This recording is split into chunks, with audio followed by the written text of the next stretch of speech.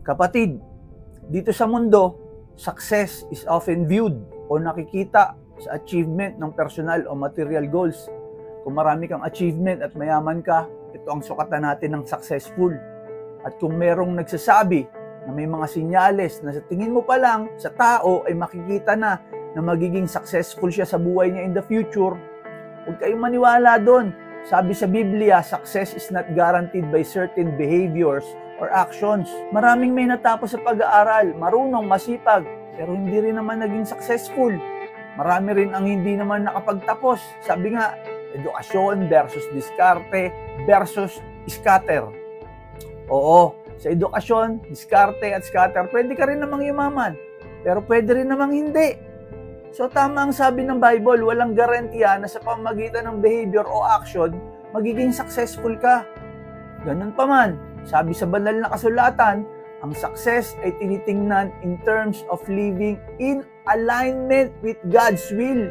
Hindi lang yung mayaman ka dito sa mundo, pero kamusta naman ang relasyon mo sa Panginoon? Nakasulat ba ang pangalan mo sa aklat ng buhay sa langit?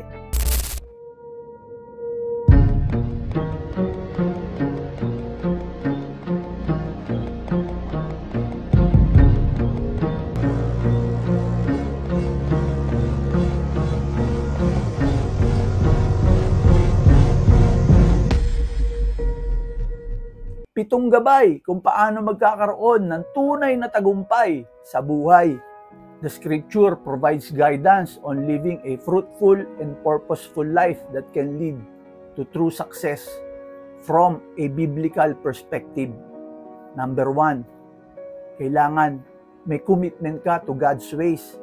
Sabi sa Biblia, isa sa susi para magkaroon ng successful na buhay ay yung ikukumit mo ang iyong mga plano kay Lord. Sa Proverbs 16 verse 3 nakasulat, commit your works to the Lord and your thoughts will be established. Ang katagumpayan is more likely kapag inalign natin ang ating plans with God's purpose. Number 2, meditation on God's Word. Sa Joshua 1 verse 8, this book of the law shall not depart from your mouth, but you shall meditate in it day and night, that you may observe to do according to all that is written in it. For then you will make your way prosperous, and then you will have good success. Regular na engagement sa banal na kasulatan guides us towards wise decision and actions. Number 3, diligence and hard work. Marami sa atin na ito lang ang sinasabing requirement para magtagumpay. Hindi na nila ikinoconsider yung naunang dalawa. Hindi na nila isinasama si Lord.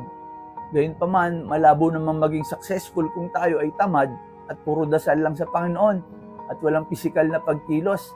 Sabi nga sa Proverbs 13 verse 4, the soul of a lazy man desires and has nothing, but the soul of the diligent shall be made rich.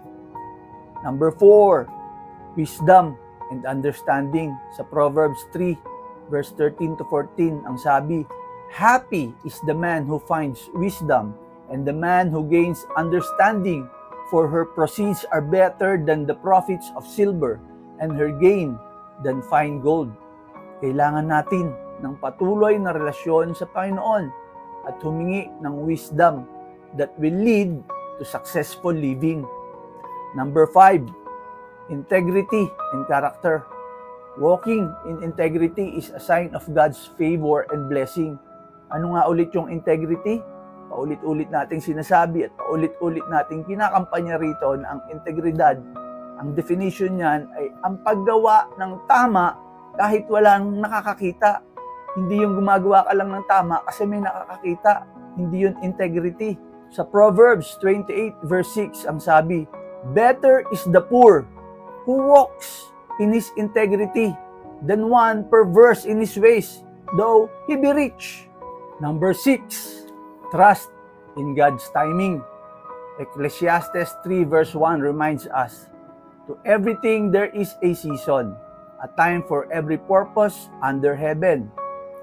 Patience and trust in God's timing ay magdadala sa atin ng success as we wait on His perfect plan. Number 7, faith and perseverance.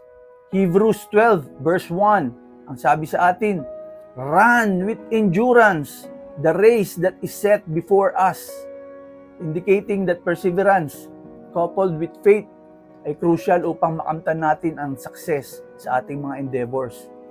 Ang biblical success ay magdudulot sa buhay natin ng mas malaking tagumpay than just earthly achievements. Ito ay tungkol sa fulfilling God's purpose sa iyong buhay and growth in our spiritual journey. Kailangan nating mag-focus sa will ni Lord, hindi sa sariling kagustuhan at sa sarili nating paraan.